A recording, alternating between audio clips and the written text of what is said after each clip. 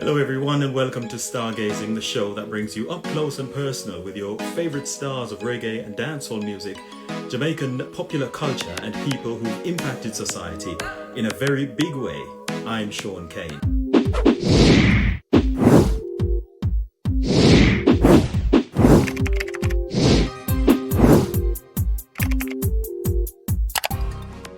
And in fact, this is our very first Instagram Live edition of the show.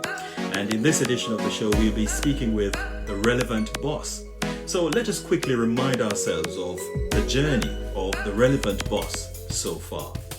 Relevant Boss was born Ferron Burke on the 12th of April 1986 in Kingston, Jamaica.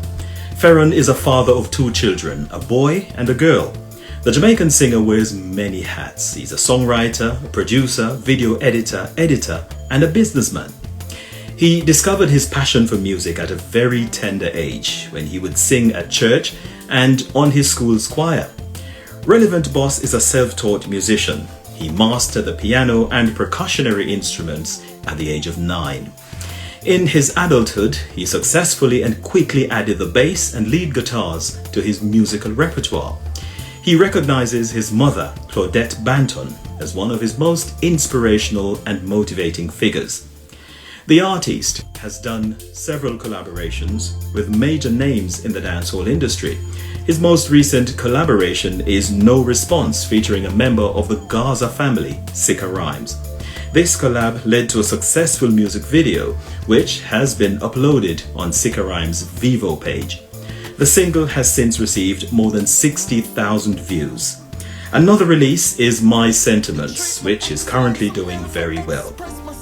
He recently launched his own record label, Afri-Style Production Music. Through the label, the artist will be creating beats and writing music. Relevant Boss strives to extend himself beyond creating music and being a musician, because he's also a humanitarian. Since the onset of the coronavirus, he has decided to provide monetary aid for individuals affected by the pandemic.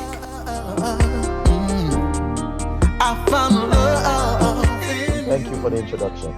That is How are you? I'm fine, thank you. Yourself? I'm doing great, man. Excited about our conversation. I'm looking forward to see the direction we're gonna go. Well, that's very nice, man. That's very good. But you know what? I just want to congratulate you, first of all, on serving up some positive music in reggae and dancehall. As we know, it's a kind of space where we are not really getting a lot of that these days. So I just want to find out, how do you manage to stay focused on the positive side of life in such a space? Well, I mean, for me, it's not hard at all, because I believe it's my civil duty to add value for the next generation. And so it comes natural for me. It's not a difficult task for me to do that. Yeah. I see that music was a part of the fabric of your youthful days. Right. I mean, you discovered, I think, your passion for music at a very young age. What exactly did you find out? What did you feel to know that I like this thing and I want to be a part of it? Man, I mean, as you know, I grew up in the church, and while being there from a tender age, I was just always excited with music, from the singing to the instruments and everything. And I just decided to take it up and to try it out. And man, it came so natural to me, just messing around with it. It just came. Didn't take much for me to get it. But even though when you just started and you were playing and it just didn't quite sound like what other people around you when they were playing, what it sounded like, what kept you going though? That's a very, very good question. That proves to me that from a young age, I have a lot of drive. I've always been excited about fulfilling a mission. I don't like to start and stop. And so I believe that within me pushed me and propelled me to pretty much figure it out. I had to figure it out. Failure is not an option. So what did your parents say when they saw you gravitating towards these instruments? Did they encourage you or say, what is it? What are you doing? You're making all this noise in the place. As a musician who's just starting out, you're not really familiar with a lot of things. Of course, you're going to make a lot of noise. It's going to sound like noise to the bystanders, right? But my mother, give her credit, which that's who I really grew up with. she did encourage me. She told me that one day it's not going to be noise, but it's going to be a beautiful sound to many people here. And today that has come to fruition. So she did acknowledge that it was a lot of noise. Yes, in the moment. She did. but, So but go yeah, ahead. go on. Yeah, I was just No, wondering, did she ever show any form of annoyance? Just listening y- to all that mash of sounds that probably weren't going anywhere. all right, so let me give you a funny story. So of course, we couldn't afford a drum at first, and so we started off putting these little pans together. Pretty much a lot of drummers in Jamaica starts off putting little pans together, something that will give them a bit of noise. And I think, that would definitely irritate them, especially if their favorite TV show is on or something is going on. But you're so excited about playing, it's like you don't really care. They will send it to your bed a lot of times for it, man. But we just kept going. Sounded good. So how about the neighbors? Did they ever complain that boy No, just love make noise and just keep making noise? fortunately, the home that I grew up in, it was separated from, it was a good space. It was separated, so you wouldn't be able to really hear me from where I was located. But I'm sure if they were close, they'll be just as annoyed, as my mom was at first. Mm. You know Mhm. what? Let's go back to the very first question because we did talk about you doing positive music in the industry, what kept Right, you so focused and everything. I'm just trying to understand now, why did you take that path? Because as we know, there are other pathways that you could have taken in terms of value, the value system that would drive you, because you can right, see other things that are in there in the music in this industry and also in the dancehall industry. So right. tell me a little bit about your value system that really guides the kind of work that you do musically. All right. So I pride myself on the fact that my mind has the ability to examine multiple layers that I believe affects my community, the people that looks like me. And after evaluating all these different layers, I see how it keeps us back from fulfilling our purpose.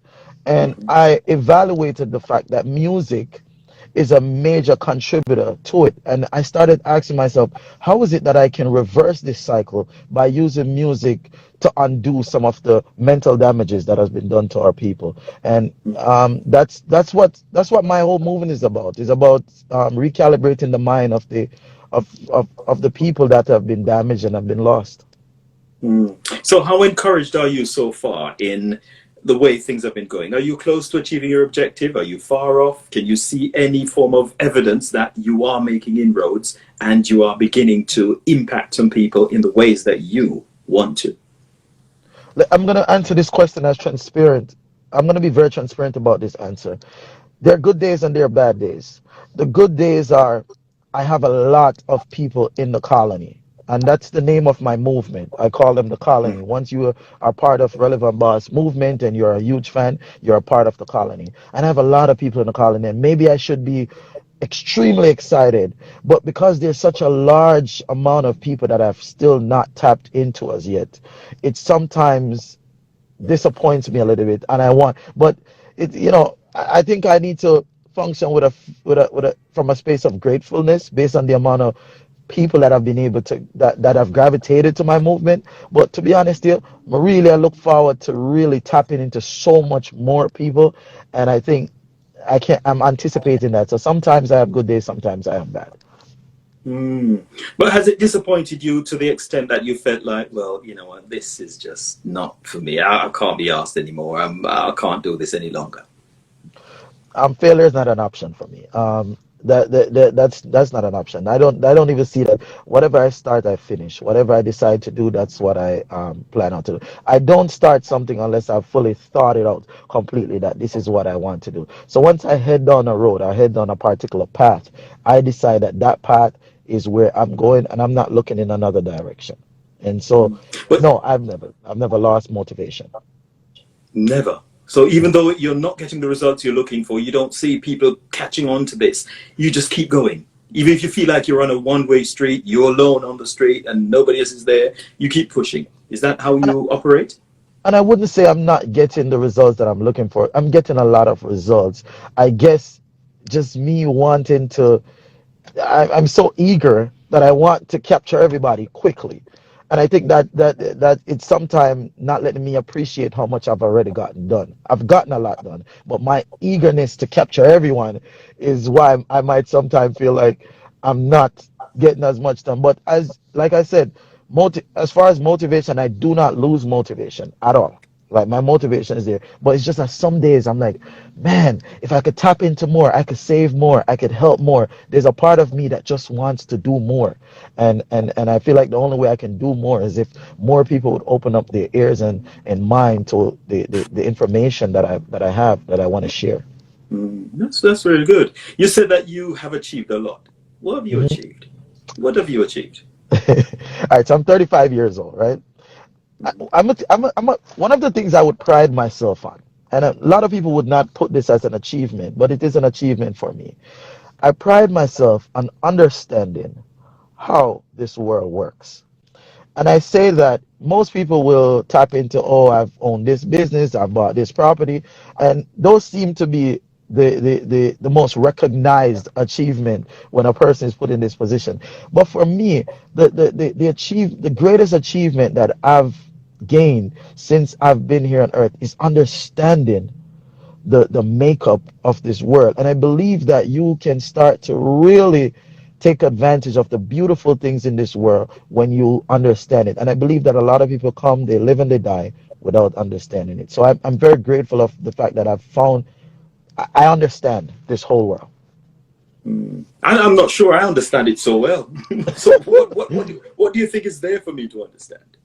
What am All I right. missing? So I love that question. Great question.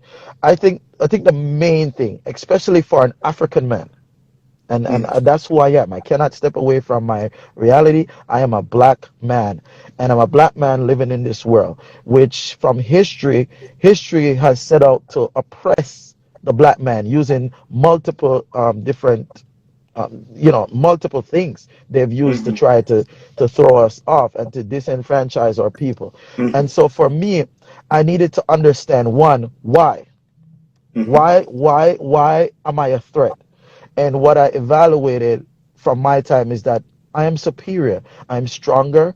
There's a lot of things about me that gives me some advantage. So if there's a level playing field, there's a strong possibility that myself and the people that look like me will be always ahead. So it's important for those who don't have the traits and the qualities that are similar to mine to block me from getting there, because blocking me gives them an opportunity to enjoy it and to create what I would consider their heaven here. So why are we such a threat then? Is it because we are going to tap into the kind of privileges that they've had for a long time? I mean, why are we seen as such menacing figures in their eyes? There is a natural, all right, from my observation, there's a natural greed that is in a lot of people. And that greed says, we're not going to share this, we're not going to share this equally. There's a set of people who they want more and they Hmm. give the others less. And so Hmm. in order to accomplish that goal, I have to keep the man who's the biggest threat to me. And I'll use this as an example. I'm a huge fan of the NBA. And back in the days, the NBA only allowed um, Caucasians to play. When that was the case, the league was completely filled with Caucasians. After a certain time, they created a level playing field and said, hey, the best man gets to be in the league. Not skin, not race. The man who is the fastest, strongest, and who has the best skill set, he gets to play. And ever since they created that level playing field, the demography of the league has changed completely. Now you have a 90% African man who is controlling the league from the physical players. And so you find that the same way we were able to take advantage of that situation once the playing field is leveled, it's the same way we would have took advantage of other environments if the level field was played. So in order to keep the African man away, you needed to put a system in place to block him. So my question then is, what prompted the powers that be to level the playing field so that more African American players could enter the NBA? Because if we could crack that, then maybe we could start pushing some buttons in other aspects of life that there are lots of inequalities. So to promote a bit more equality so that the African American or the African man Right. can get a bit more of a chance to participate. There were a So lot what of caused me. them to change it? Hmm. There are a lot of me. There were a Hmm. lot of me. People who are willing to take on the task. People who are willing to say, hey, I see how big this fight is, but it's not Hmm. going to be big enough to where I'm not going to try. There are a lot of people who are brave enough to say, my life is can be at stake. There are things that are beneficial to me, but the people, the best interests of the people, our future, the future generation is dependent on me to fight for this cause. And because there were so many individuals back then who joined forces, and we have our Nelson Mandela, which is a very popular figure that we all know about, Marcus Garvey, which is another one. And the list goes on. Martin Luther King, Malcolm X, you name it. These are all people who took on the fight, the very difficult fight, to say, "Hey, we are going to help to lead this revolution in you know a peaceful, this is important, lead a peaceful revolution." And so there were a lot of people like me. And so I believe that if there are more people who step away from the mindset of greed and being so self-centered, we can definitely tackle the issue. Mm. Are you optimistic that that will ever change? That people will move away from being so selfish, grabbing everything for themselves, and start thinking more about the community and start sharing? My, the fact that I continue to do what I do is a sign that I'm optimistic, because if I believe that change was impossible, I would not have continued this journey. It's because I know that wisdom, it's wisdom that we need. We're lacking wisdom. And I believe that, for example, I'll use this.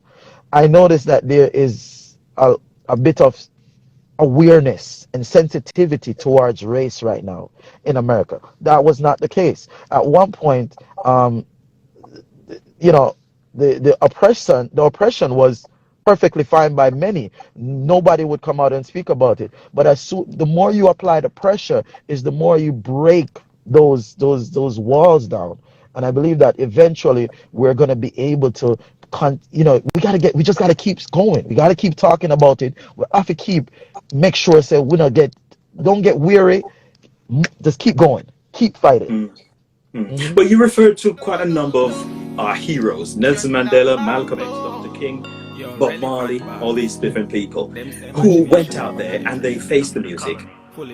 They took it to the people who symbolize the oppression, right? Hmm. Hmm. Do you think we have similar people around nowadays? We've got our nowadays version of Malcolm X, nowadays version of Dr. King, nowadays version of Nelson Mandela. They might not be as militant as those people were, Hmm. if we may say they were militant. But do you think we have people now who are continuing the fight? Yeah, definitely. We have a lot, and I tune into some of them. Some of them are artists. Some of them are also basketball players. There's a lot of people who are in the entertainment industry. Yeah, Buju Banton, which is a very outspoken bounty killer. These are people who in the dancehall world that stands up and speaks about injustice towards the African man. And so yes, we do have a lot of people, but we don't have enough. And that is what we have to really highlight, the fact that we do not have enough. How can we switch? How can we switch that percentage to where there's more people fighting for the cause of the African man versus the ones who are not fighting? Mm. Well, Yeah. as you say that, I just want to bring in a little bit of a comment here. I see from it's Brianna. Brianna, Right. I'm just talking about bringing in what you've said. It says, I don't think people will ever change because this generation only cares about themselves. Sometimes I wish more people would open up their eyes and realize that something is wrong with the world. What do you make of Brianna's comment?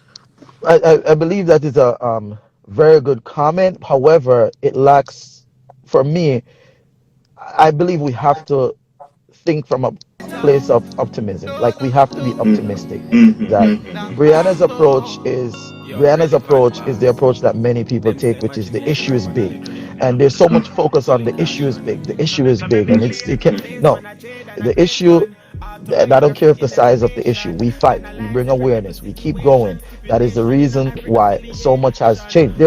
let it be known, there's a reason why you and I can sit on this live today and to enjoy this privilege of speaking so eloquently on this topic, is because there were people who position us to be able to acquire the necessary education and the things that we need in order to do this. This is not come from individuals who said the fight is too big. This is coming. This is a result of people who say the fight was something I'm going to take on. And so there's a reason why you have worked in the field you've worked in, and there is a reason why I've been able to enjoy the benefits, so many benefits that this world has to offer. So I believe we cannot think from that space, but we must think from an optimistic standpoint. I understand both perspectives. I understand where Brianna is coming from, because Right, looking at the problem, you can clearly see what's going on. The right, younger generation, they're very self-centered, very much about themselves. So I can see where Brianna is coming from. right, I right, also like your perspective by saying that, well, Brianna, let's see if we can move the issue right. on. How do we do? We need to have a more positive outlook and be more prepared to throw True. ourselves into the ring and do our bit to help achieve some of the results that we're looking for. But then Right, let me see if I can take you now to our homeland, because I think it's hemorrhaging. right. You might not share my view, but I'll say that. The gun has brought a lot of pain and suffering to our families in Jamaica and friends and things like those. But our dancehall artists don't seem to get this. Even when they themselves fall victim to the deadly weapon, they still glorify that in their music. What do you think is driving this obsession with something that is so destructive to our people? What do you You think? know, this is a very good question. There's so many times I take the perspective of I must bash because it's wrong, it's wrong. And then I took a step back and I started to evaluate the mental makeup. Everything is happening for a reason. And I believe that in a society where there's so much poverty, and we're talking about the island of Jamaica, where whenever you have poverty at such a high rate, you find that crime and you find that ignorance prevails. And so I believe that a lot of these artists are put in a position to, one, defend themselves from, because they are clearly risen above the ordinary lifestyle, and they're able to put themselves, at the top in the jungle. And here you have so many people who are looking at you and say, you have everything that I want.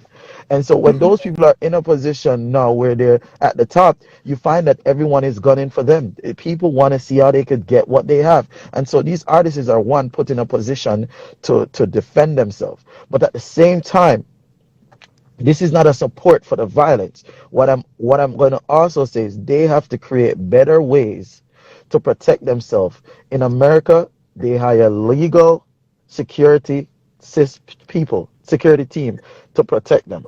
They have legal people who have licensed firearms to protect them. If your safety is an issue, there is a legal and proper way to go about protecting yourself. The way in which they're going about it is inciting violence on the younger generation who is not so educated. And so their approach about dealing with it, even just promoting it in their music, everything about they're going about it is creating a bad culture in the community. And I believe they if they don't stop, this is going to ruin a lot of lives and lead a lot of young men down a negative path.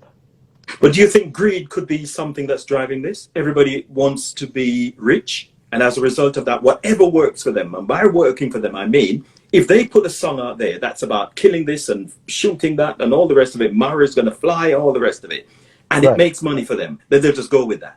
Is that what's happening? Because they know it's making money, so they're going to be rich. They're not thinking about the destruction of the fabric of our society that thing is precipitating and I think catalyzing. I think we have to rise above even just the artist. It's not the artist that determines what plays or what gets to the ears of the people. Media is controlled by a greater group of people than the artist is. And so it is important for us to understand that who is really letting this through is not the artists, it's the owner of these major entities. They are the one who's saying, listen, continue to pump this garbage in these people's mind. And let it be known that you are not profitable to this economical system when you are wise. You are only profitable when, or should I say, they're able to gain more from you when you're functioning from a place of ignorance. And so it is important to keep the people in a place of ignorance. And I'm going to give you a prime example. I walked into the mall just now to shop. And when I walk in there, I realize that there's no sales. Everything, the price look like it's gone up due to Corona. Everybody's trying to make their money. No one is trying to do any discount, anything. So with all of that being said, what I'm trying to show you, as an educated shopper, I do not take my hard-working money and go in there and just give it away just because they want me to purchase.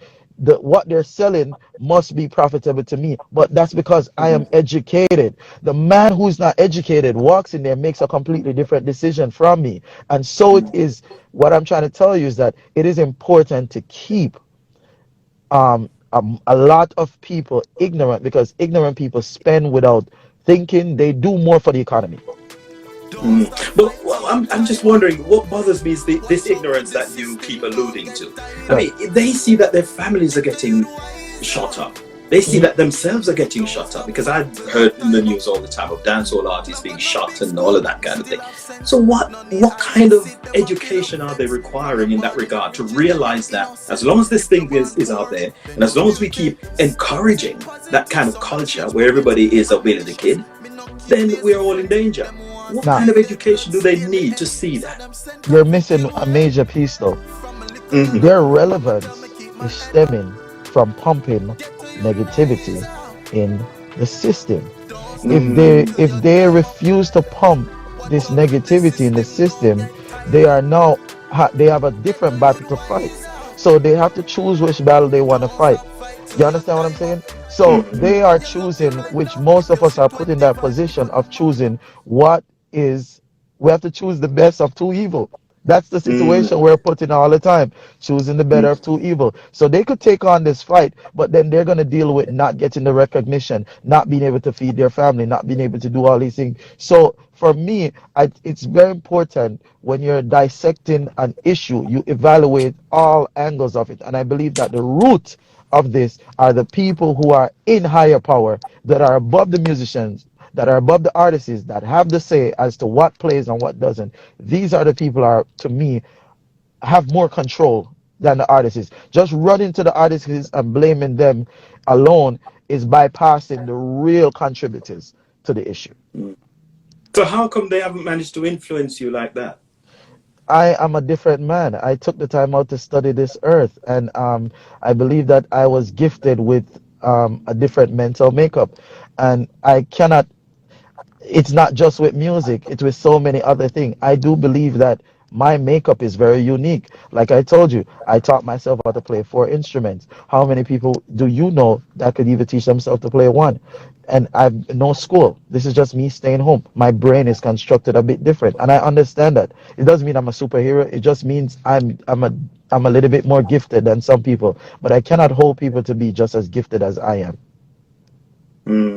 I understand what you're saying. I just want to take this opportunity just to big up a few people who are on it. Just Shawnee Smith, I see you joining us. Thank you very much for having joined us. Also, Zuri is her name. Self-development is your That's my wife. That's my wife. That's your wife. All right, Zuri, I hope you hear what he's saying. You know, make sure if he says anything wrong, give him a good slap later on. Or I'm sure you've got other ways of punishing him. Anyway, right. And Melissa Cute Face, see you on here as well. So thank you very much, guys, for coming through, and also for adding your comment. I also like to say, please subscribe to us. Please follow us here on Instagram, the Stargazing with Shaun Cain Show. Also on YouTube, go to Stargazing with Shaun Cain Show. Make sure you subscribe, like, and share. We've got lots and lots of interviews on there that will bring you up to speed with what these people are, you know, because we're here just to understand the journeys of these people and who they are as artists. Because just as we've been discussing about people at the top who are pushing the buttons, they get the artists to be more like a robot, if I may say that, and they will just put out there what these people want them to put. But we're trying through this show to understand who these individuals are as humans, not just as an artist who puts a facade on because that's what's required in the music industry. So this is what our talk is about. And when you check out our videos on the Stargazing with Shaun Cain YouTube channel, that's what you will find in the discussions with the artists. Okay? Now, let's come back to this now. We're in the middle of a pandemic. I know that you're doing your bit to help because you are making monetary contributions to people who are badly affected by the coronavirus pandemic. But Right. let's look at the music and what role the music is playing. I'm not too sure that our artists are giving enough hope to people to look forward to better, brighter days after this darkness has lifted. I don't know. I don't want it to sound like I'm bashing the music or the artist or anything that, but Right. I just have some expectations, and if I don't see them, I'll voice that. And this is one of them. I just don't feel that our artists are giving our people enough hope and optimism, going forward. I, What do I you think? believe I believe we must, one, remember, this has taken all of us by storm, not just artists. There are people who are used to certain financial gains, or certain, over the time of their life, they're used to making a certain amount of money, and everybody, a lot of, not everybody, a lot of people in their respectful field have been disturbed by this, and they're out of sync, and they're unaware of how to respond to this. This is important. Sometimes I believe that we might judge other people's responses based on our own. But I believe that this time, especially for dancehall artists who have been affected by this financially. Now let's go into the depth of music for a second. Most of these artists are not producers. They're not producers, and so when you're talking about the gaining income from streams and stuff, they were never really making money from that. How they were making money was showing up, their appearances at different places, whether it be a restaurant, whether it be a club, whether it be any event. They were showing up, and their presence is what made them make money to take care of themselves. In this time, their presence has been non-existent because it nowhere is open for them to go. So their finances have been damaged tremendously due to not being able to show up anywhere. And so for them to really dig deep to find hope, they're struggling to even stay alive right now. And it's important for you to know that their quality of life that they lived before this whole thing requires them to have a certain amount of income coming in. And so as their lives have been damaged tremendously, they're trying to deal with the mental issues that are coming with this. There's a lot of things affecting artists at this time. Fortunately for me, I was always into business. So while this time has damaged a person who is predominantly, that's what they do, artists Mm. work. It has not damaged me, but there's a lot of people that is facing hard time right now because there's no shows. Well, And so that it's hard certainly to put get hope from another them. Well, that But certainly put another spin on things, and I see what you're saying about your, if I may call it, multiple streams of income. So it's hmm not just one stream as maybe some of the artists had before, and they might hmm be learning now that they can't rely on one source of funds to keep them going. Now right. let's just look at a few of the comments here. Casey Bird, thank you very much for supporting me. Casey said it's not bashing, it's just the truth. Now Rona, and I decided I would just mention this one. Rona B, the trophy. Rona said, I'm not sure if that's their job. And I presume Rona is saying she's not sure if the artist's job is to motivate us.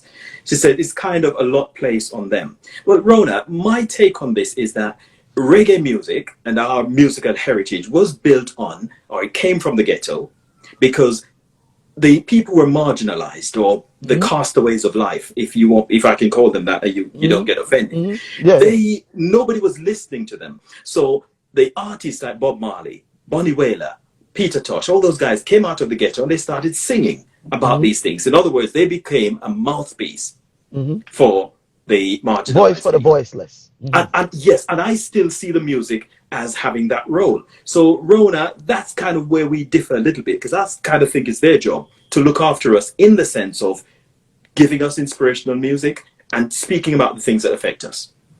I want to What do you? interject right there. I want to Okay, interject. go. Yes.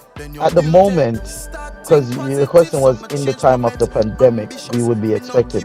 There were at no point were we ever faced with this time that we're living in. Yeah, I agree with that. And so, if we did not have this very mentally damaging time that we're going through, and this point was brought forth, I would have taken a different approach.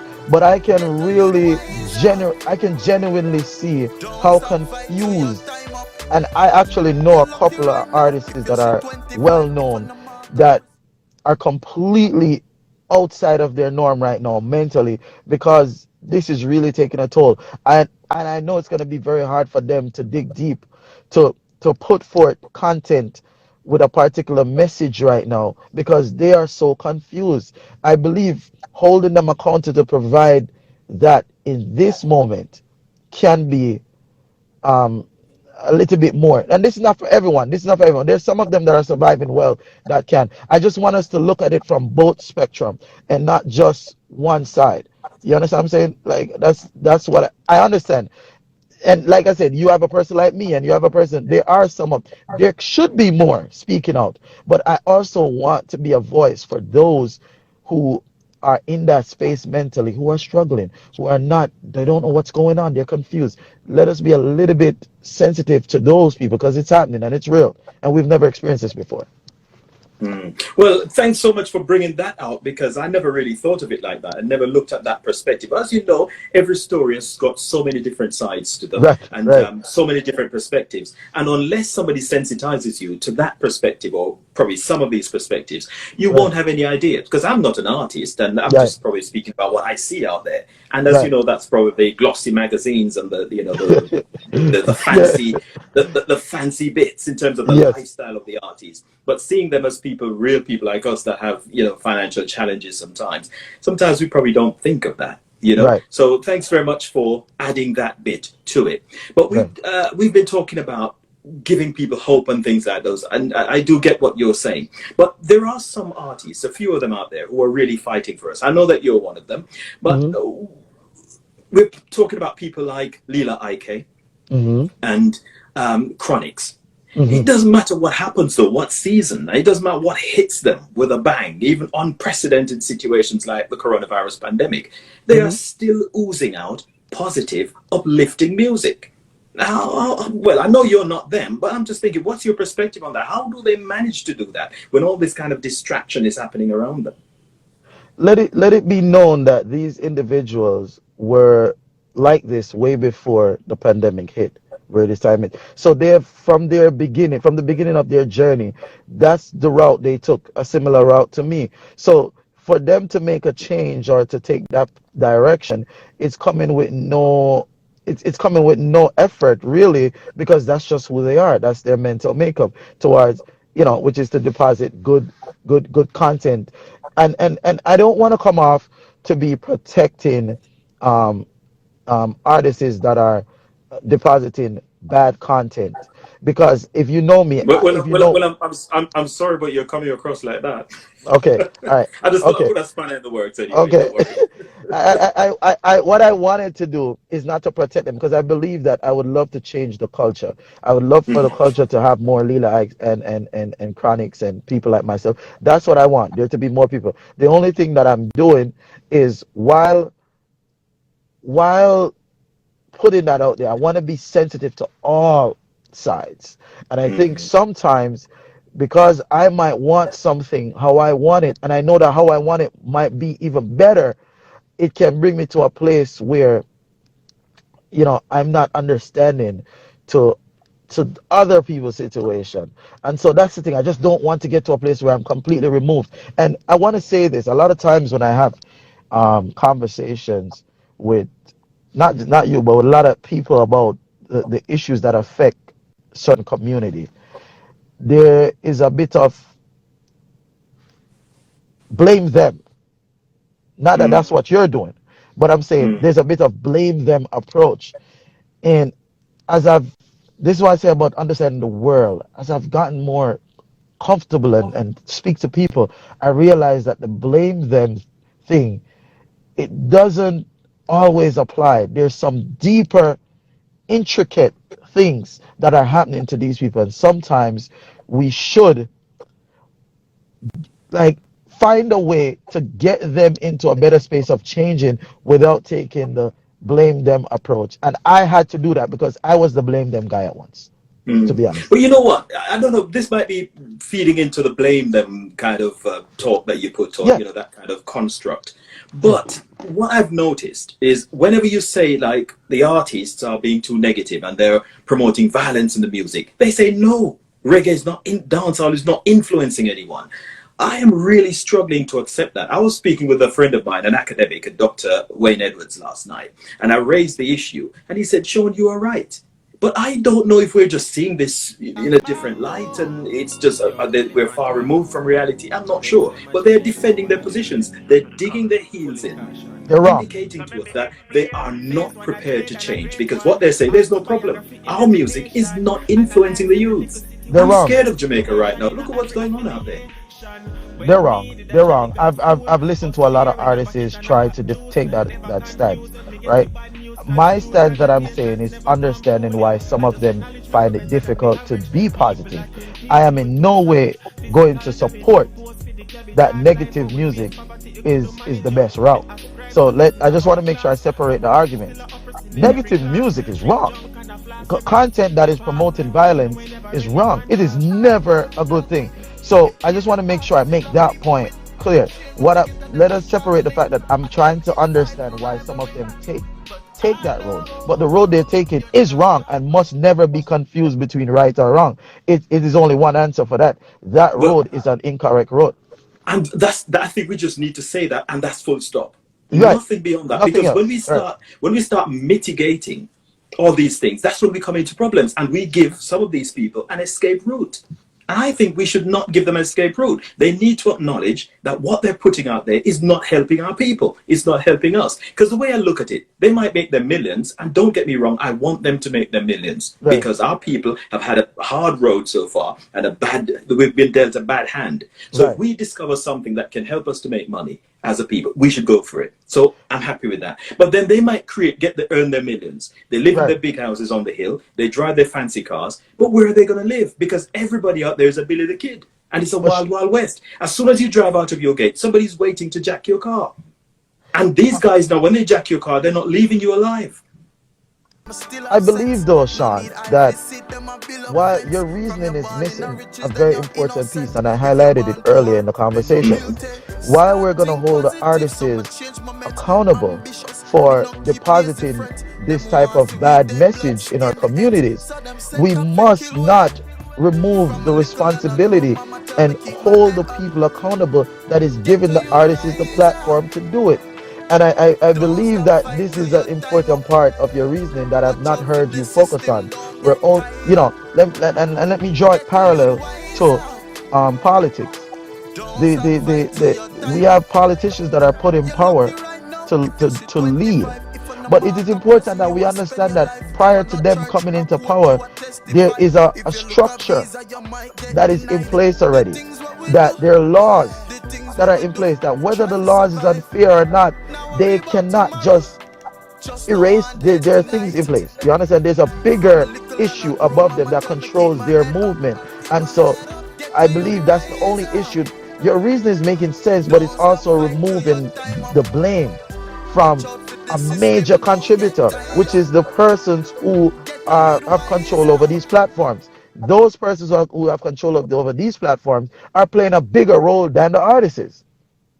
I To be agree honest with with you, and I will start doing a bit of talk on that side. I'll start championing that cause now to say that, well, the people who control the gate, if I may say that, the you. Right, the gatekeepers, they're the gatekeepers, ones right. who actually release music into the public domain. And if they are releasing this into the public domain, then they are equally culpable. Right. But then let's look at this now. Optimistic, Wise Up, and Special are some great tracks coming from Right. the relevant boss. Right. So in this kind of atmosphere, what inspired that? How come you're not seeing, the need to say, go and shoot that person, go and shoot that one, but you see the need to tell people to wise up, to be optimistic, and talk about Special? How come you've managed to cut through the web and pull out things like those? I believe, looking at my upbringing, right, I've dealt with a couple of issues. I'm a child of a single mother, right? Mm-hmm. I am a child of a single mother. I have dealt with poverty. I have dealt with a lot of things that I feel like affects not only myself but a lot of people in my community. And while I'm dealing with these things, I'm forced to evaluate how I can, what could have changed this? What could have caused a different outcome? And so as I evaluated, I realized that one, the black woman is not being loved, or the value of the black woman is not being focused on. And so that's what motivated Special, teaching women how to, as I evaluate the issues, I understand how is it that I can help to reverse some of the issues that I have dealt with. And so one of the issues is helping the black woman to see more purpose in herself, and help her to understand that she's very special, and not to tolerate things that does not make her feel special. And so that was the inspiration behind that. And then you're talking about Wise Up, which is another tune, pretty much saying, get to you, wise up, teaching them how to go about dealing with the world, how to understand in the world. I believe my own upbringing and me willing to dissect the issues is what motivated me to take a road. Not everyone choose to do that, but that's what I chose to do. And so that's why I'm able to take that road. It's good that, and see, sometimes when you're going through the difficulties, you might think, oh God, why me? Why did you put me in this kind of poverty-stricken environment to grow up? But then it's to teach you valuable life lessons that later on in life, those would come into being to drive you in a certain direction. Right. And I think that's what's happened. Right. Definitely. But I think you are based on the East Coast of the United States. So probably the tri-state area of, New York, Philly, and those places. You, I would imagine, move around from time to time to clubs and all of those places. You listen to the radio. How is dancehall doing in those parts? And reggae? Do you think they are quite influential, or they are kind of a dying breed? What do you think? Dancehall is doing very bad. And I want to emphasize it. Dancehall is doing horrible to even go further. And I understand the reason. I've dissected this, and I wish that I'm able to sit with the music fraternity at some point and to explain to them what they're doing wrong and why they are doing so bad. And it's so bad that other genres that are fused by dancehall have been able to, propel and to make a lot of money at the expense of our culture.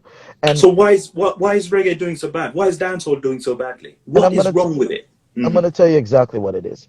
The persons who buy music, the people who buy music, and it is very important you understand your market. The people who buy music, how do they come in contact with music? They come in contact with music from walking into stores, from hearing it on major airways that they listen to in their car. That's what your car radio program is. So all these different platforms allows them to come in contact with quality music. What you find is when you do not make music that is family friendly, that these music will not get checked or get passed to be played on major airways around the world. While the local market in Jamaica does things like they put these little mutes over certain little things, and they edit it. Over here, when it comes to dancehall, your song is either family friendly and good, or nothing. Or it's not. Yeah, it's not. There's no in between. There's no in between. They put their foot down and this is not for every genre. This is important. Hip hop gets that pass. Dancehall does not get that pass. We have to put together quality dancehall music in order for it to be received on the airways. On the airways here, there's a small room because of the amount of genres. There's a small room. So you'd say we get 15% of time. In that space of 15%, and they're giving it to dancehall music. The music must be able to go through their speakers and be able to. They know that their listeners are family friendly people who the kids in the car. They're not gonna have you talking about Maro, lick up Maro and a man head and those things. They're not gonna let you play that. So you have to make a decision as a dancehall artist. Do you want to go global, or do you want to stay local? And that's kind of well, I think the artists or the people behind who are driving this, the drivers of it, not just the artists that you mentioned, it's not them. They are just probably fronting all of this, but there are people behind who are pushing this agenda.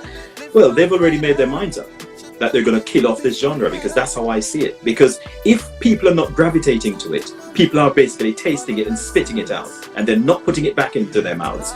That is telling you something that very soon that is going to rot on the shelf.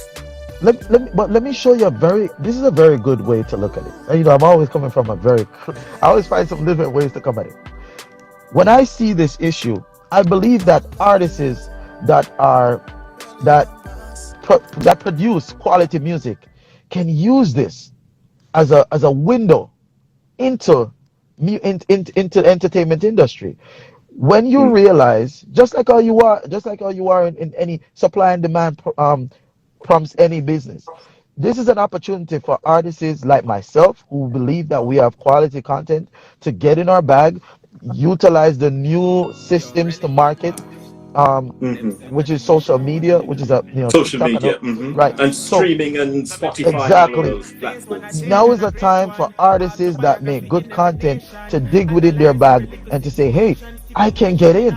There is a need for me. There is a need for what I do. And so I'm also going to blame the artists that are making quality music for not Finally.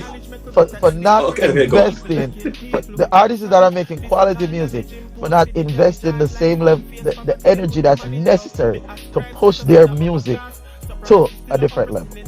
Right. I totally see where you're coming from with this one. But you know what? It's been so good talking to you, Relevant. And Yeah. I'm just watching the time here. I can see time is going. Yes. And there's a segment of the show where we always like to ask questions about reggae and dancehall music. It's from Okay. this little book here that I've written. It's called Reggae Larger Than Life, the You ultimate reggae you wrote music that fun. book? Yeah, I wrote this book Oh, because congratulations. I love my musical heritage. Thank you very much for that. I'm not a Yeah. DJ. I can't do what you do, but I think I can, probably put pen to paper and come up with something that's credible. And Oh, so I've done that. So the book is called Reggae Larger Than Life. It's currently available on Amazon. It's also available in Jamaica at Ashby's Pharmacy, 160 Old Hope Road in Kingston. If you're into apps, the Android version of the app is available on the Google Play Store. So all you need to do is just type in Reggae Larger Than Life Fun app, and you just go, have lots and lots of fun looking at the questions and just looking at the journey of reggae and dancehall music. So I've selected 2 questions for you, Relevant. So let's see how relevant your knowledge is. woo. This should be difficult. Yeah, big one. All right, so the first question I've selected for you says, Conscience did a remake of the R&B hit single You and I, Nobody in the World in 2016. Which American singer originally recorded this song? The options are Trey Songz, John Legend, Usher, and Kendrick Lamar. It couldn't be Kendrick. Kendrick is a rapper. And did you say Usher? Is that what you said? Usher, Trey Songz, It's John not Legend. Usher. Usher was before. So it's between. No, Trey Song is not that. It has to be John Legend. Trey Song is not that type of artist. It has to be John Legend. That's very good. But I like your strategy using the elimination. Could Oh be, yeah, could be, yeah, could be. yeah, yeah, Must yeah, be yeah, that. yeah. Well done. Yes, it's John Legend. Well Oh done there. wow. Okay. Very Okay. good. All right, the second and final one now hmm is this Rastafarian artist came on strong in 2001, echoing the accolades of the virtuous woman. Tell us who he was. The options are Jam Mason, Glenn Washington, Warrior King, and Sizzler. Man, Shuba Shuba Shuba Shuba Lang. I mean, it has to be between the last two. Um, So that's Give me the Warrior King last and Sizzler. Sizzle, Warrior King Warrior and King Sizzle. and Sizzler. And what was this? What was the song that they were? What was? Is Repeat the question. the virtuous woman. He says Shuba Shuba Shuba Shuba Lang, Oh something no, like that. that's not Sizzler. That's Warrior King. That's Warrior Warrior King. King. Oh, Yeah. you're so clever, man. Where do you get that brain from? You tell me.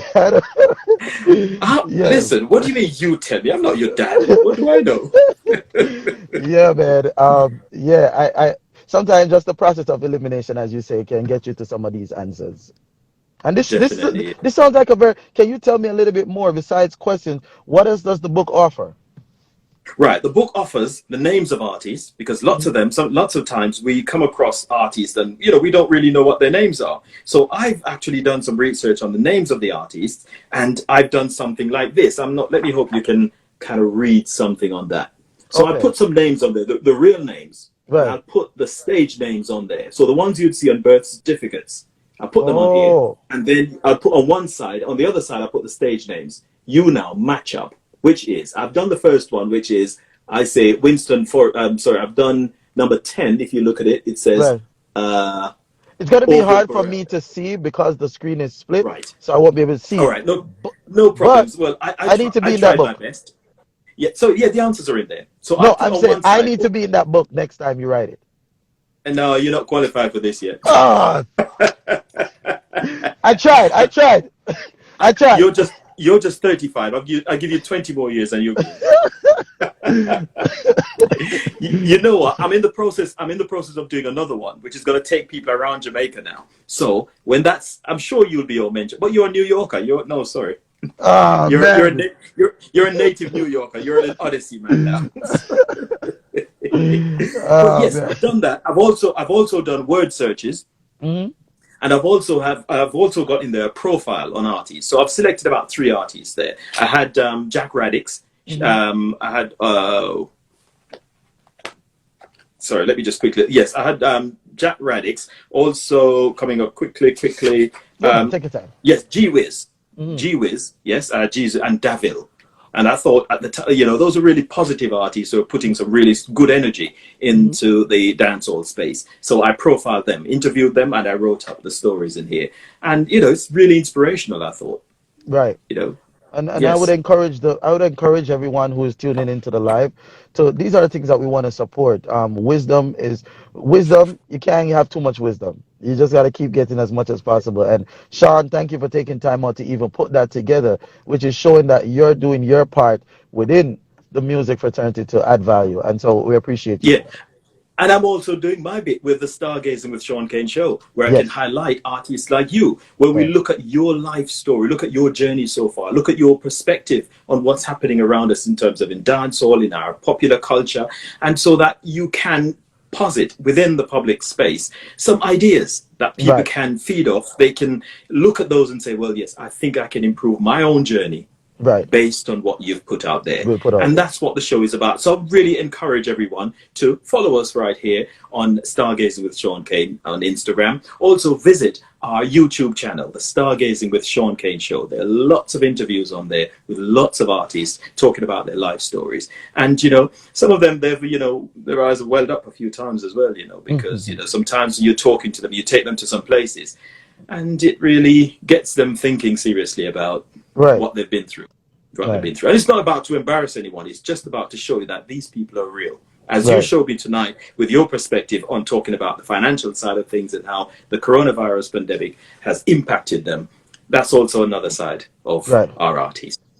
Well, I think we're coming down to the end of time now. So, Relevant Boss, I just want to thank you so much for being a part of the show. You're Thank the you for one who having drew me. me on here because I've always done my thing on Instagram, Right. not Instagram, on YouTube, not live, but recorded. And you draw Right. me on here. And I quite enjoy the experience. It was a bit shaky at the start, but But thank you for having me. This was a great conversation, and I believe that individuals who tuned in must have gained a lot of knowledge and information. well, you know what? I don't know, this might become a regular. Probably another chat with you some other time, and that might Yes, get me a little bit more comfortable with the platform yes, and this means of getting the show out there. And yes. you never know where we might end up next. So Ca- who knows? So thank you Looking so forward. much. I see you're always creating perspectives, aren't you? Always Yeah. pulling people onto a different side of life. So it's your duty to create topics, and let me see if I can find perspectives. Yes, and I know, we haven't really touched on most of what you've got to offer. Right. But you know what? I think we'll have to do a part 2 at some point because I know you're into business and you've got all sorts of other ventures out there, and we need to really tap into those and understand exactly what Definitely. you're doing. Yeah, and Definitely. I haven't made you cry, and I haven't made you cry. So I think this one was just a bit too edgy, so Yes, we had to yes. go down that route. But then we're going to delve into who you are. So don't think that your soul has escaped any of this, All because we're right. going to That's get what. into your soul at Just some let point me and see know. who you and Big see up who to the you big are. up to the colony. Big up to the colony. I have to big up the colony because without the colony, there's no relevant boss.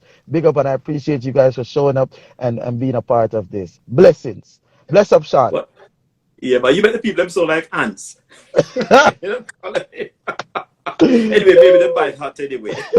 Anyway, Relevant Boss, thank you so much for your time, and we'll speak again very Uh, soon. Well, that's yes. it for this edition of the show. I'm Shaun Cain saying thanks for watching, and remember to subscribe.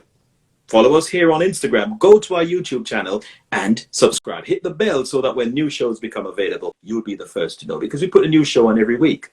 Until then, it's goodbye. found love in you. I can't get enough. Can't get enough of you. Your heart is rare, so I don't care who been here before I came, girl. I love it here. I found love. I found love in you. Them other guys put you in the back like an archive. You the star of my franchise. You know the vibe, no rules apply. You decide, Gucci slide, sip champagne while the sun rise. That's how I give it up when you treat the boss right. Yard man style, full of etiquette, you know come with stress. When man I try look at you, no show interest. You a run from them like a COVID test. You give them my style like no English. I them little thing that make me so impressed. Them can't come trick you with no Rolex. You know the process, boss who come with a process. I found love. I found love in you. I can't get enough. Can't get enough of you. Your heart is rare, so I don't care who been here before I came, girl. I love it here. I found love. I found love in you. From a media, a priya feature, senorita, mira, the eres perfecta, para ma vida. Should have business before, in the Porsche, out of theater. Set a boss, well equipped for better leader. You're the only girl I post, so I put you out there for the world to know.